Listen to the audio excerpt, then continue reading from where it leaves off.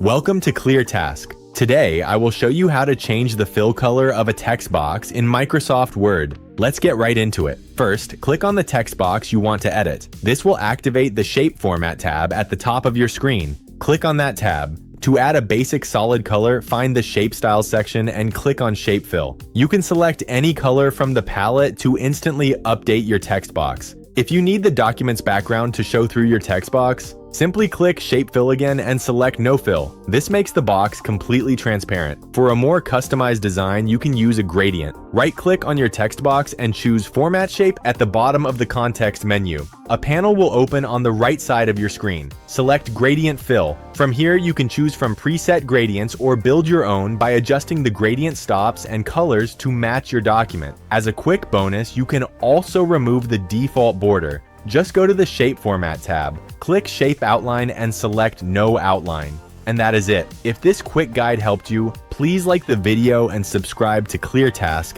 for more straightforward tutorials. Thanks for watching.